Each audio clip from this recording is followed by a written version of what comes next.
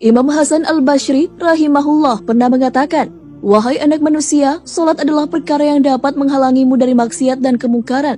Jika solat tidak menghalangimu dari kemaksiatan dan kemungkaran, maka hakikatnya engkau belum solat. Orang yang solat ternyata masih ada yang tidak diterima solatnya. Terlebih lagi orang yang tidak solat.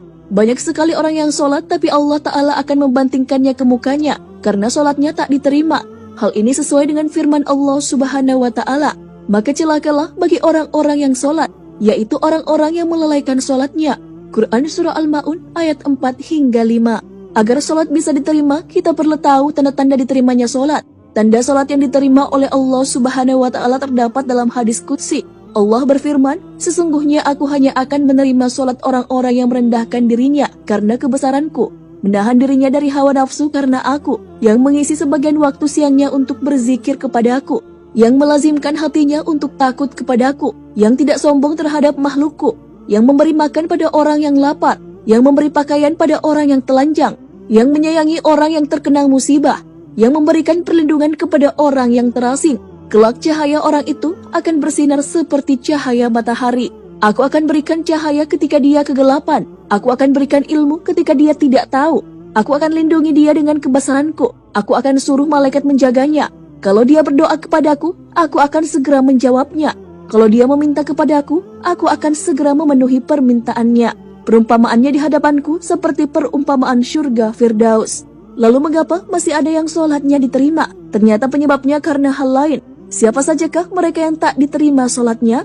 Salah satunya adalah wanita yang suaminya marah kepadanya.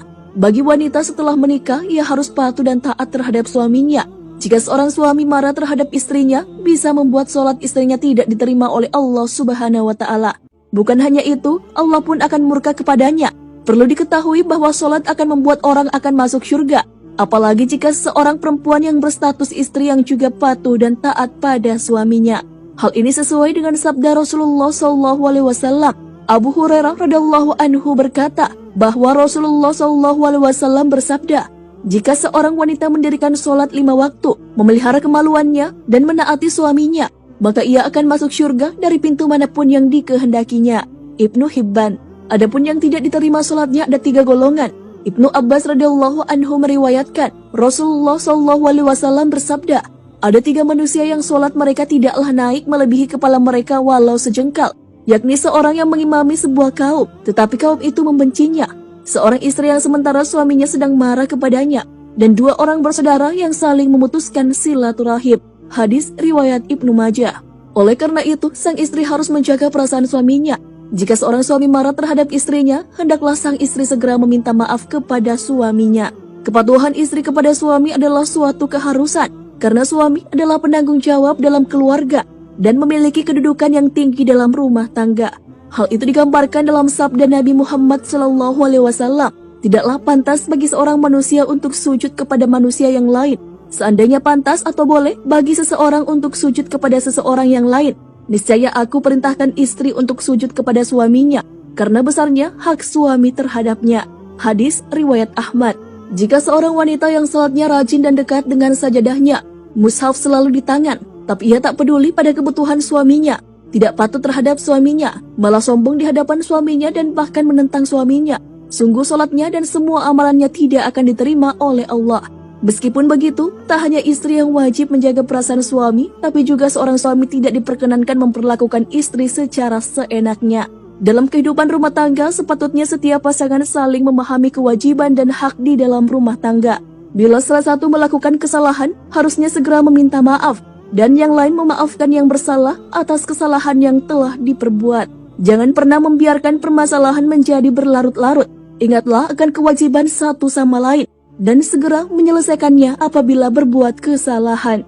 Islam telah menempatkan suami dalam keadaan yang istimewa bagi sang istri. Menaati suami dan selalu melakukan hal-hal yang dapat membuat suaminya ridho akan menyebabkan ia masuk surga.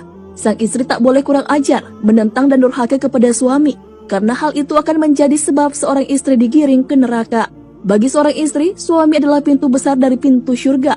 Mematuhi suami adalah kebaikan, adalah keharusan, karena hal itu akan membawanya ke surga. Oleh karena itu, seorang istri tak boleh kurang ajar, menyombongkan diri dan membangkang terhadap suaminya.